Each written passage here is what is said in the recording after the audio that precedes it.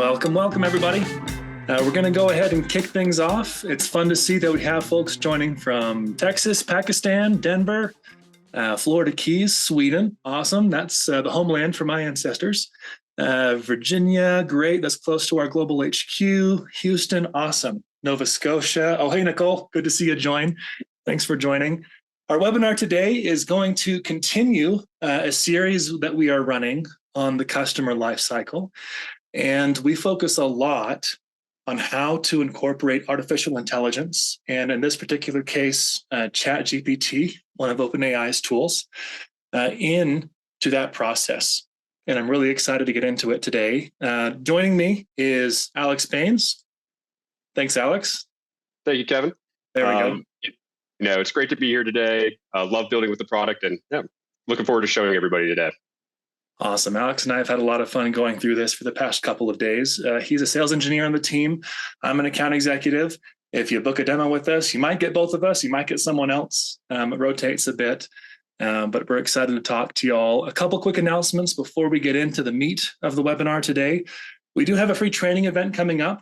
It's going to be March 5th through 7th, and we're going to hold it at our newly renovated world headquarters in Virginia Beach. I'm really excited and working on this office renovation project for a long time. It'll be a lot of fun to get together. So if you are not a customer yet of Decisions, it's a great opportunity to meet some of our other customers, meet some of our partners, meet the whole team there at our world headquarters.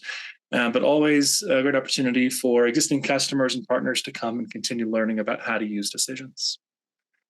Last little bit of news here. There are a lot of these quadrants and matrices out there, but we have been ranked, selected, and yet another one, this time from Quadrant Knowledge Solutions, ranked as a leader. This is specific to the rule engine portion of our platform. It's always good to note that Decisions is really unique because we have a workflow engine as a native peer to our rule engine. That's all for news. Just in terms of housekeeping, find that Q&A button there in the Zoom webinar. We'll have team members watching it. We can take questions live and do a little detour if it makes sense. We can set some time aside after the call today or tomorrow, or if you want to schedule a full demo, we'll take care of that in the chat and the Q&A. So find those buttons. Into the agenda and what we're going to talk about today. I'll go through just a quick handful of slides. I know that's not the fun part of this, but I do want to talk about the customer lifecycle because that's the context for the series that we're running here. I'll just touch quickly on what Decisions is and why it's relevant to this conversation about the customer lifecycle and using artificial intelligence technologies. And then we'll talk about this native integration that we have to OpenAI.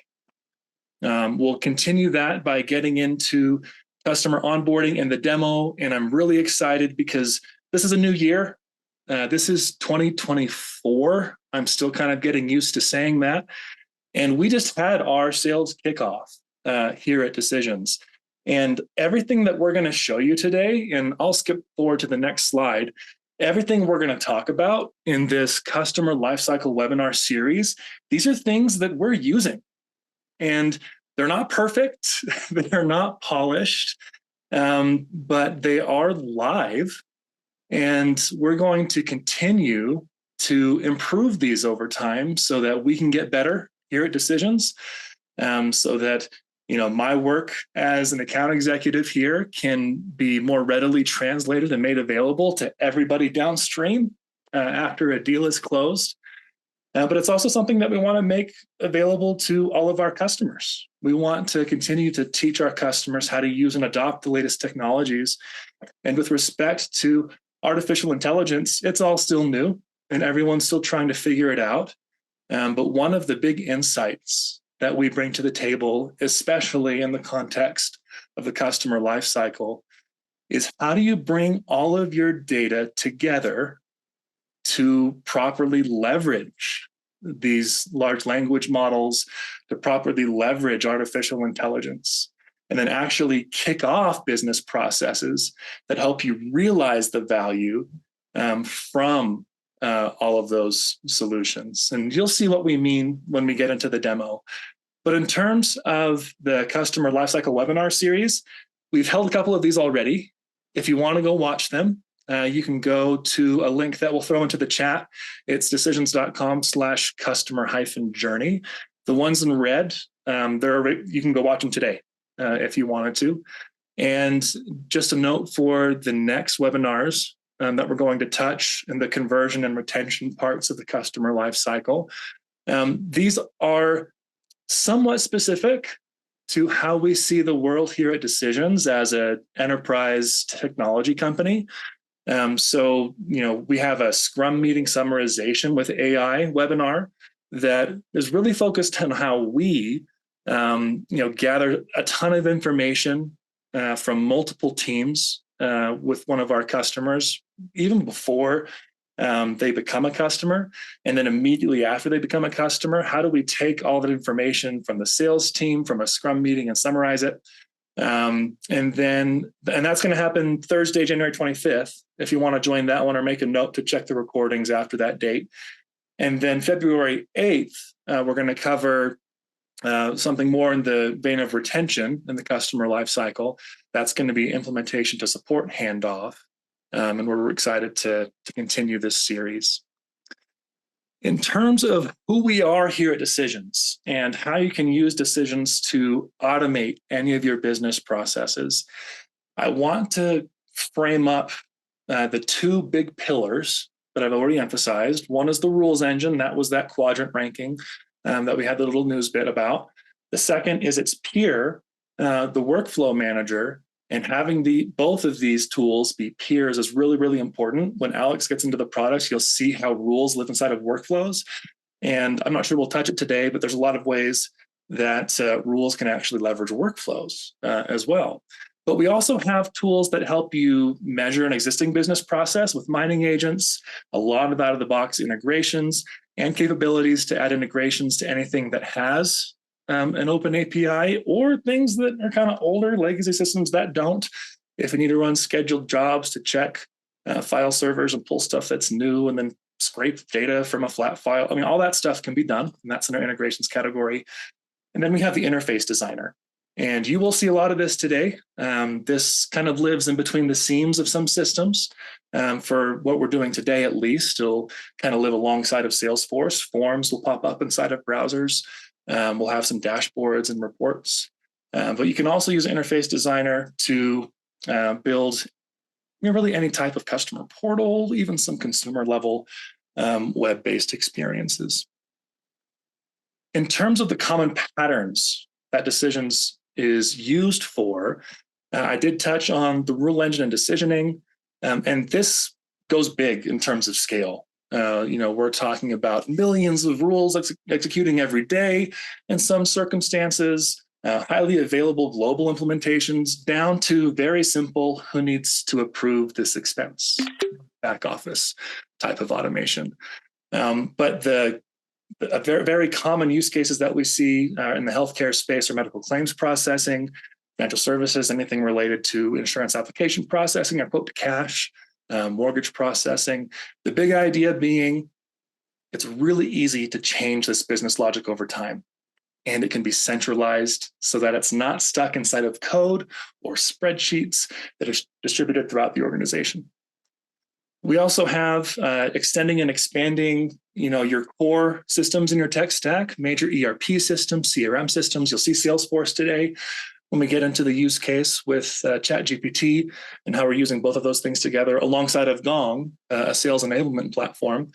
But if you want to bring data from other systems and combine it together with what you have inside of an ERP or a CRM or some other technology that you use, Decisions is really good at extending that, automating that, and keeping users living where they are working today. You don't have to take them out of Salesforce. You can still automate more stuff. Mm-hmm. Lastly, workflow and orchestration. And this is going to be the theme that you see throughout our presentation today, is how we are bringing all of these capabilities that each of these technologies bring to the table, gathering the right data, making decisions about what data to use, and then kicking off each of these capabilities using our workflow engine to ultimately produce something of value or kick off a business process and get some human being involved. If you want to see a demo of any of that other stuff, go ahead and hit sales@decisions.com. We'll get it scheduled for you. But let's talk about our OpenAI module. Let's talk about how we are approaching how we leverage any of these artificial intelligence technologies for those who have access to Decisions. Inside of Decisions, if you're a current customer, you've seen it. You have our whole library of available modules to you that are essentially pre-built integrations. The one that we're going to focus on today is OpenAI, and we'll see that when we get into the product. But we're going to use that in combination with a sales enablement technology called Gong, and its transcripts from all of these sales calls, and Salesforce and data we can get from Salesforce to essentially summarize, pull out themes, and answer key questions for teams that are downstream from the sales team to facilitate a clean handoff. I mean, here at Decisions, there are cases where there may be 6, 7, 10 meetings that we need to summarize. And, me as a salesperson, I can do a good job putting together a document. But in other cases, there are deals that run for 2 or 3 years. And there are hundreds of conversations with, hundreds of people involved. And while I, as a salesperson, can put together a good summary with a bit of recency bias and hand it off, there's a lot of value in going back and learning about how things have changed over time. And that's something that ChatGPT is just going to be better at pulling out than I will be. And there's different purposes for using this capability, not just summarizing, the objectives of a customer as they start to adopt Decisions whenever I close a deal as an account executive, but for a new hire on the account management team, for a new hire on the support team. If there's a critical ticket that comes in and they want to be able to understand the history a little bit, they'll kick off this process, see what's happened in the most recent meetings so that I have context and can better solve their problem. Alex, you're going to do a good walkthrough of this when we get into the product because our tool is so visual. We have the workflow built that describes this. But we'll see Salesforce, we'll see Gong, we'll talk about how we bring any of that data, and other data we could bring into the model to run the analysis and then transform that unstructured data into a structured document that we can use and send out in whatever way we can really dream up using Decisions. So Alex, I'll let you take it from here. Let's hop into the product and show off what we announced at our internal sales kickoff, what we get to start using now and how we're leveraging artificial intelligence inside of our processes here at Decisions. Okay, so let's go ahead and jump into it. So as Kevin has really laid the land here, is that when you have many different types of situations that happen, really internal, external at your company, different processes where new hands are coming on board.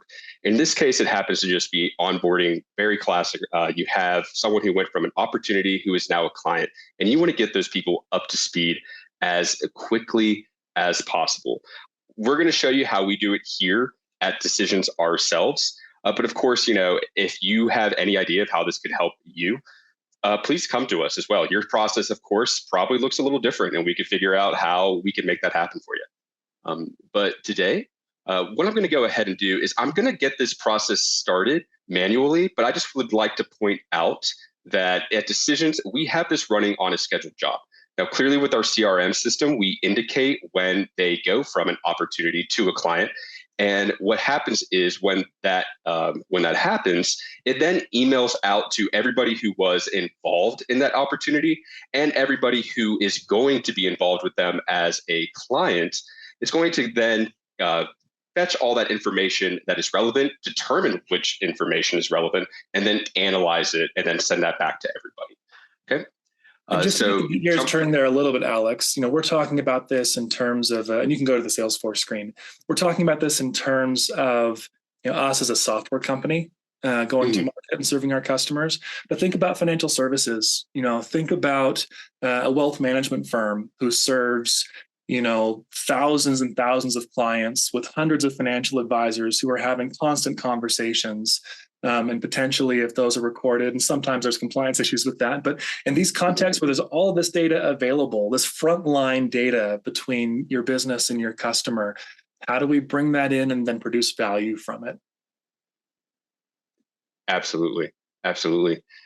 And so to start things off here, I just want to show you, as Kevin was mentioning earlier, we have these pre-built modules that help you make these integrations extremely quickly, just out of the box for you. But for those who are not aware, all you have to do is you come to our app store that's internal into the Decisions product, come to the module section, and of course, you have them at a fingertip. All you have to do, of course, is install them, which is quite easy to do. So then continuing on here, just before I get this process started, I want to show you where we are pulling this information from, or at least one of the sources. In this case, it's Salesforce for us. Here is a test account because we don't want to expose you to any of our actual client information that we have at the moment.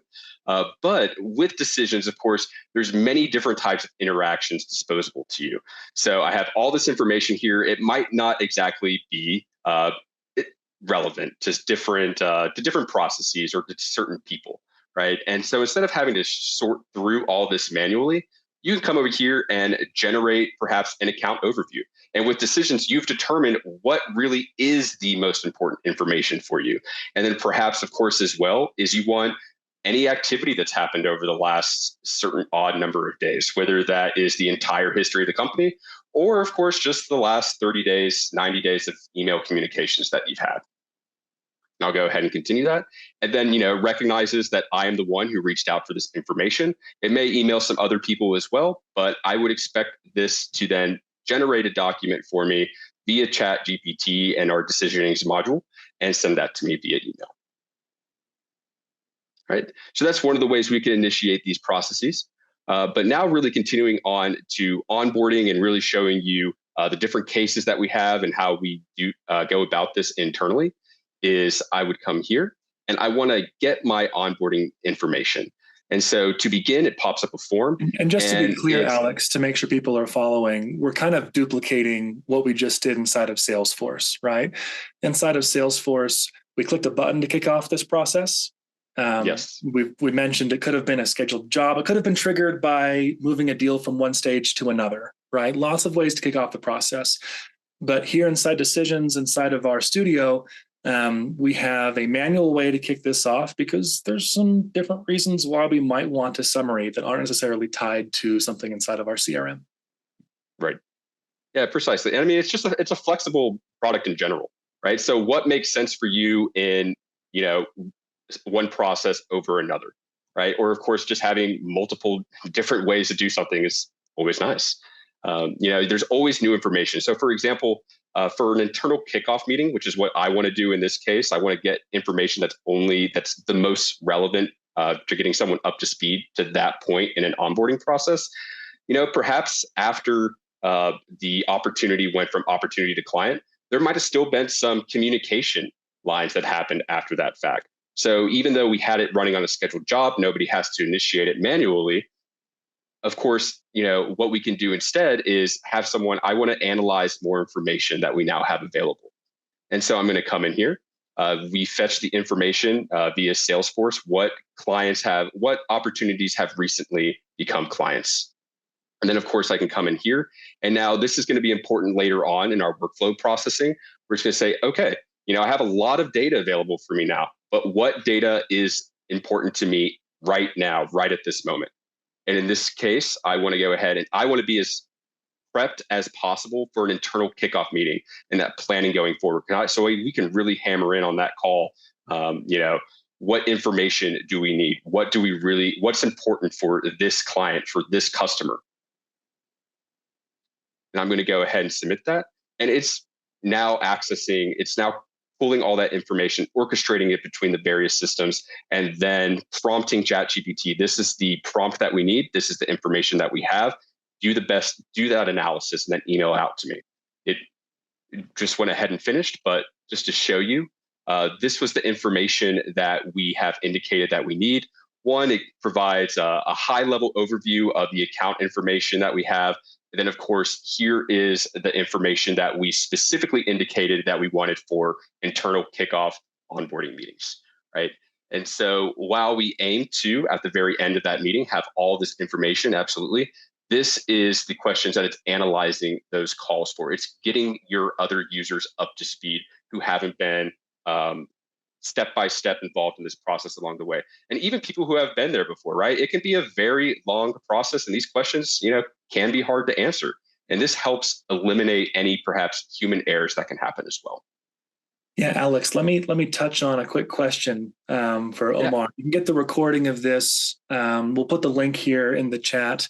It's at decisions.com/customer-journeys, I believe. So Chase or Tyler, if you can put that in the chat for Omar. But that document you just pulled up, Alex, that's essentially the template that we're trying to populate from all of this data that we're getting from multiple systems.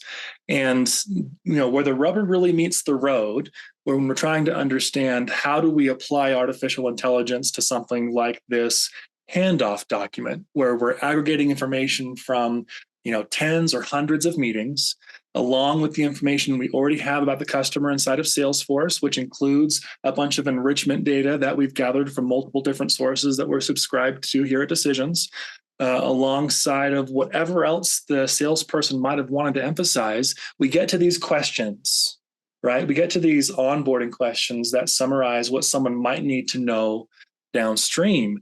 And the question that we should be asking ourselves is, well, what question is best answered by the salesperson, or here at Decisions, maybe by sales engineering or the architect specifically that was involved pre-sales to help design a solution for a particular customer. There are things that are truth that are agreed upon between the customer and us that we want to get exactly right, that we might not want ChatGPT to change too much. And so something that we're already starting to evolve here is, okay, look at these questions. Will Decisions need to integrate that third one with other applications for the project? And if the answer is yes, which applications will need to be integrated? That's something that we probably already defined very clearly before someone becomes a customer. And so that'll be laid out as a specification, and that probably comes from a field in Salesforce or something that the salesperson or the architect has defined somewhere else that we're pulling in here. But something that's really interesting, and how we can leverage the call transcripts of all of these calls from Gong and use the capabilities of ChatGPT would be to have a second layer of the answer here, in addition to the very the specification that is truth that we're not going to have ChatGPT change. Did ChatGPT pick up on anything else that was mentioned by other stakeholders in those calls that we didn't necessarily say is a hard and fast truth for this project, but might be something that we want to pull on when we're an account manager, for example, who's looking at other ways that decisions could be used within a given account. So just this idea of balancing, things that we might not want AI to change or alter, but also using AI to enrich. And I know I'm rambling a bit here, but let me add one more layer to it, Alex, because it'll get people thinking as we look at the rest of this. Of course. How do we take the output from ChatGPT and use Decisions workflows and rules to make it even better? Because there are definitely prompt engineering aspects to using ChatGPT, and we're going to show some of the prompts that we use, and it'll be kind of fun. But before and after that prompt, we can use workflows and rules to continue to improve that data that's going to live inside of this document. So I saw Nicole ask that question. I wanted to raise it here. Good thing to keep in the back of your head as we look at the rest of this. Yeah, no, perfect. Thank you, Kevin. I'm just going to go ahead. So what you're seeing now is the actual outcome, the results of that workflow that I just ran.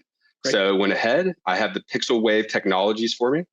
And let's look at that document. So now that you saw that, literally the actual document that we have and where it's pulling in the information and how we do that, well, as you can see, here's the high level information, right? So we can see, okay, what's the description of this company? And keep in mind, this is from the perspective that you want to have as someone who, they just signed. You don't really have any information about this customer yet, other than maybe some back and forth Slack communications that you may have, right? And so then really continuing on here, you can see, when they first reached out at decisions, when customers come to us, we often want to show off our product. Of course, they want to know what is your product, right? So you can come and it will give a summary of how did that initial conversation go?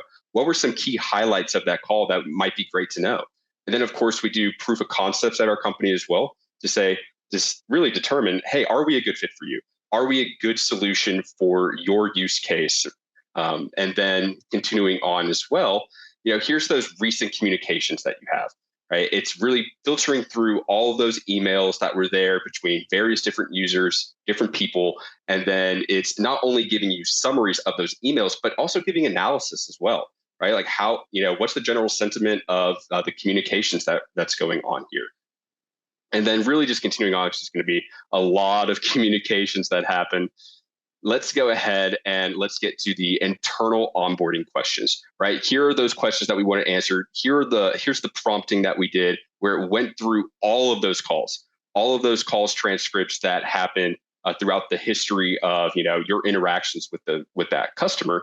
And it located and did that analysis and fed it back here. So now I don't have to go through those hours and hours and hours of calls and transcripts. I have this here available for me, and I have an really accurate analysis of that information, right? And continuing on, I mean, it will actually, how we have it formatted in our workflows is that, hey, while we would like to have all this information, it could be that it was something that wasn't really covered before, and I'll know going into that internal kickoff meeting that, hey, we need to dive into this. Is this important to them?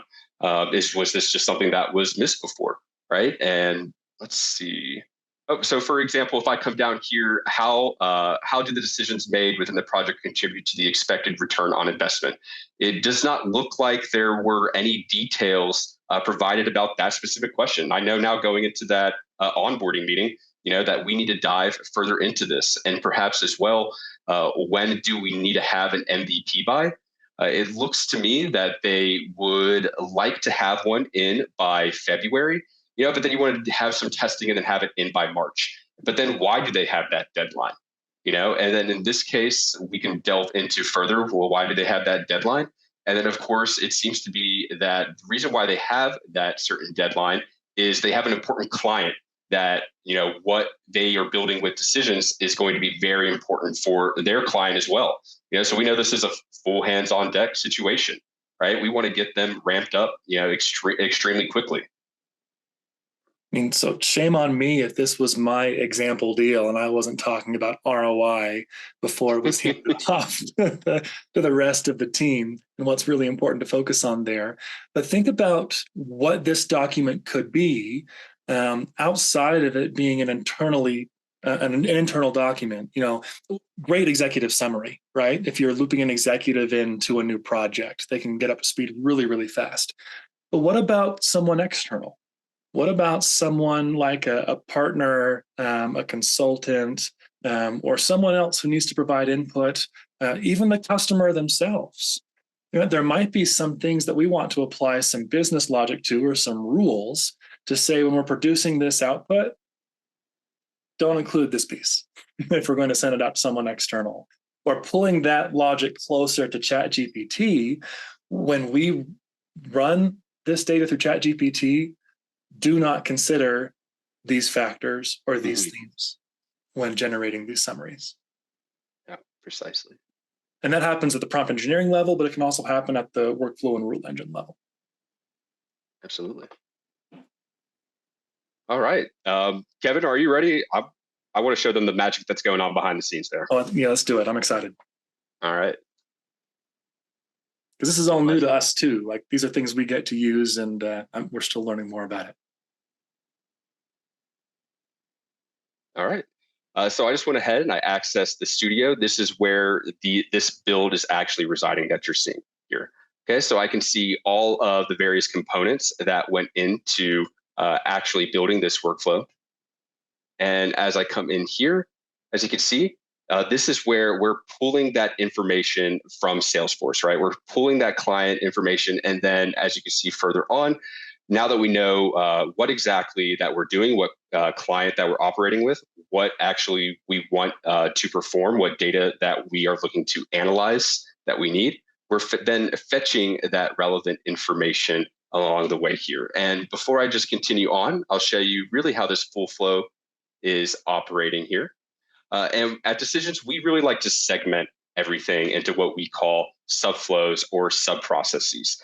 There's a couple of different reasons for that. One is that it helps these workflows be more manageable. And then really the most valuable part of it is we don't like having to do anything twice that we don't have to. So develop something that is dynamic. So that way you can insert it into other large processes later and take that time away. You don't have to do it again. Right. And so I'll actually show you in this case, as we go on and continue here, is perhaps as we work through this logic here, we're fetching the information, we're querying the results, and then formatting it in a way that's important. This is that general account overview that you saw a moment ago. But then really continuing on to the onboarding, right? Here's some decisioning logic that we'll have, and I'll keep hammering and delving further into it, is, okay, is this been determined that it's for an internal kickoff meeting? If yes, then I need to take a different branch, right? If it was just perhaps a account summary that we need, we've kind of already fetched all that information, but it's been determined that we actually need to fetch and analyze more information instead. And so since it has been determined, I'm going to come into here and we need to do the call analysis from all the calls that we've had for this internal kickoff meeting.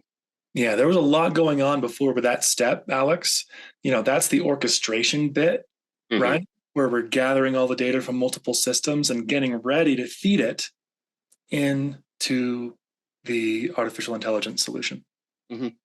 And also just to let you know here, Kevin, as well, or to reiterate, is you don't want to have to be fetching more information than you need.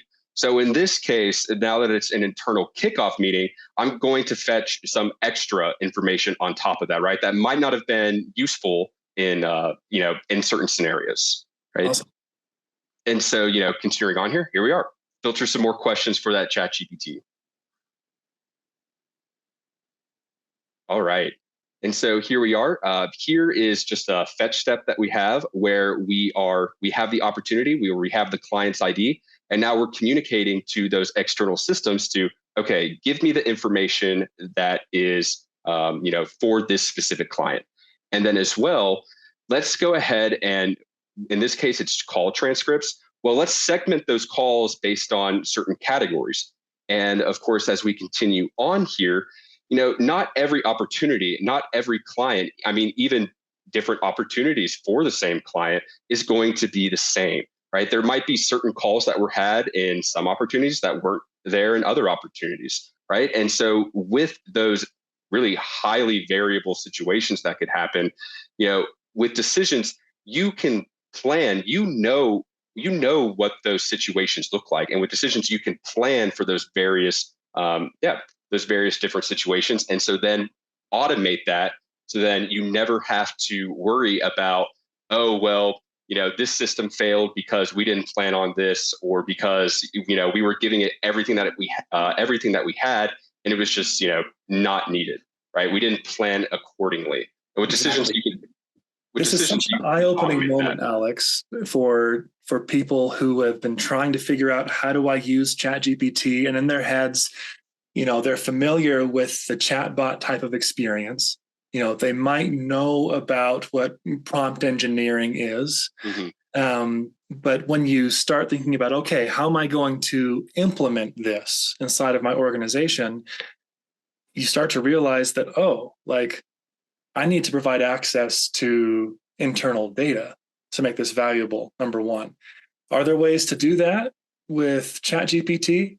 Yes, and they're getting better at making that more manageable. And there are a lot of other partners, AWS, Azure, they all have their own solutions outside of what OpenAI is doing too, to provide access to these, to provide the data internally to these models wherever they might be, whomever they might be published or managed by, whatever service you want to use. But then the prompt engineering piece becomes a really big question. Am I really going to have these massive prompts that I'm using to manually change variables inside those prompts for every potential application that I can think of? Or can we add a little more configurable business logic that protects internal data, that makes it very clear visually what data is being used, where it's being retrieved from, and if there's an error, if there's a problem in getting data, it's easy to see where that happened. Like there's a lot of possibilities that decisions opens up because it's visual, right? It's one of these no code builders, and it already has all of this enterprise grade capability built into the idea of managing data. That lets us focus on the strengths of the AI solution that you want to use. Mm-hmm. And we let's show them more of this. Let's get into the prompt itself. All right. I mean, ChatGPT is a very, very powerful tool, and with this, you can make it more powerful and very automated for your specific needs. So, now in that last previous flow that you had seen, now we have filtered in, these are specifically the calls that we really want to hammer into. And now that we have that list and we have those transcripts, now we can send it to ChatGPT, go through each individual one. And I'm going to show you the prompt that we have in place here where, hey, we're telling ChatGPT, this is your role in this scenario. This is the hat that we want you to wear. And then here is exactly what we're going to send you. We're going to send you some call transcripts. And this is the data that we want you to look for, to coordinate and analyze. And then, of course, to send back, we want ChatGPT to send us back data in a certain format. So then we can further analyze it and interpret it and make use of that data internally. So it's going through. I'll tell you what, though, looking at that prompt, I have a friend who graduated from Harvard. I have a friend who graduated from Stanford. And depending upon what I'm talking to them about, I might prefer the Stanford guy over the Harvard guy. But it's fun to see the prompt here. It's very creative. It'd be interesting if we plug in Stanford and see if it gets changed the output. Yeah. All right. So then, it's compiling the results from each of those individual calls. And as we pointed out earlier, there might be situations where out of all those calls, certain questions weren't asked, right? Out of all the calls. Well, then specifically on, when you're analyzing all of the calls that you have, there definitely might not be all of those questions asked on each call. So it's compiling those answers together that you have, and then, basically doing another summary on top of that, where we're sending it here, saying, okay, now that we have the individual summaries, let's go ahead and say, you have analyzed all these calls for this specific information. There might have been some information missing, but now let's do an analysis on, those analysis of the other calls, right? And yes, you can see a little slightly different here. Still Harvard. Maybe we should make it Stanford this time. But yeah, it's same process really, but now you just have different data and a little bit slightly different scenario of what you want analyzed, right? But I think that's a really good place to pause. Actually, was there one more thing you wanted to show inside of this flow? Oh, no. I was just going to go ahead and, go into, actually sending it over to ChatGPT. But if there's something you want to address about the prompt, then let's do that one bit, and then just doing a quick time check. I'll kind of summarize after this next step here. Okay. So just coming in here, right, we're sending to ChatGPT. That's where we have the prompt.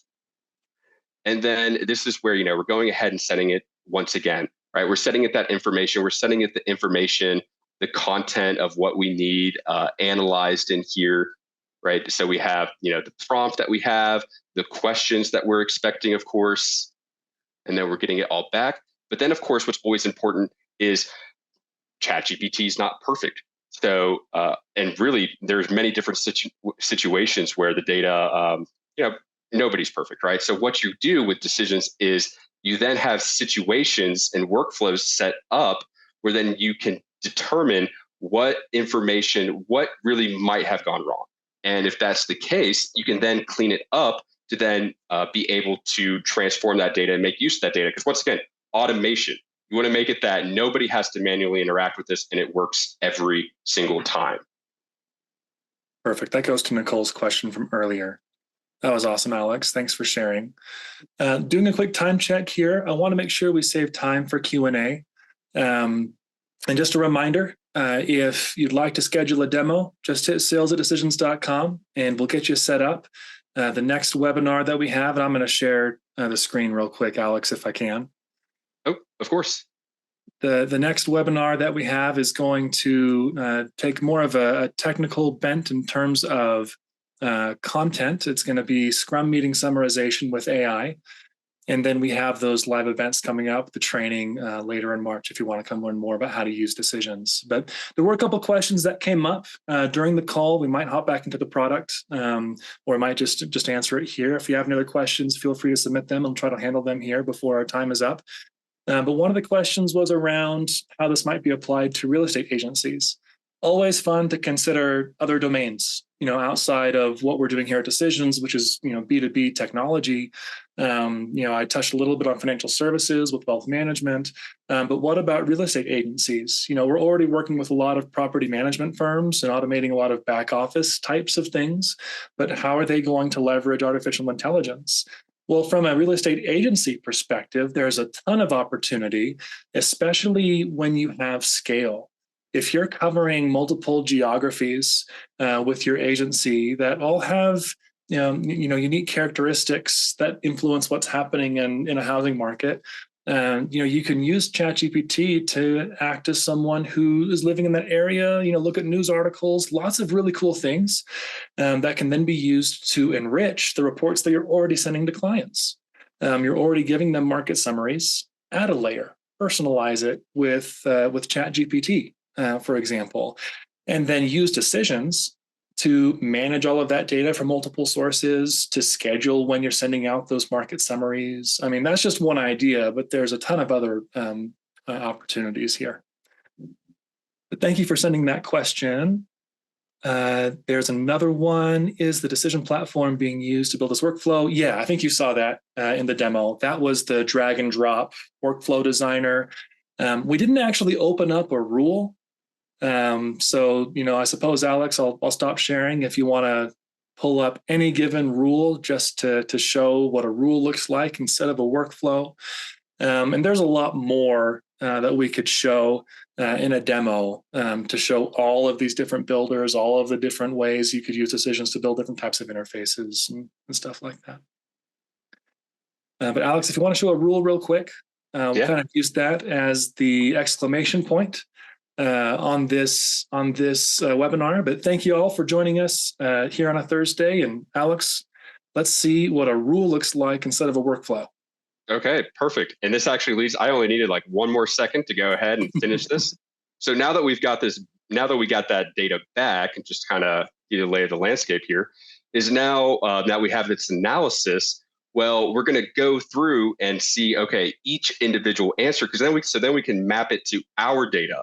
So then we can further map that into the document that gets generated later on, right? So as you can see here, here's an example of a rule where it's now going to go ahead and match up that data that it's sent back, because it's sending it back all at once. It's not individual items. So we had to deconstruct it.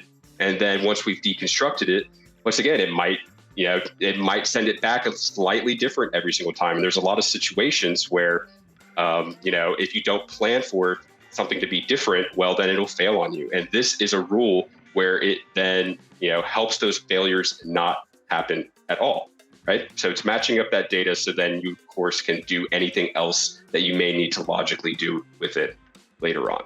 That's a really good point. And that, again, builds on what Nicole asked earlier. You get the output from ChatGPT. Now, what are you going to do with it? Right? So there's all these things that Decisions does to help you get ready to leverage artificial intelligence.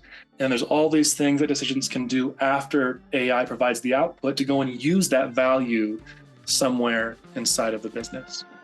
But Alex, thanks so much for hopping on today and walking us through all of this. We're going to continue to work on this internally because we're learning how to use it ourselves.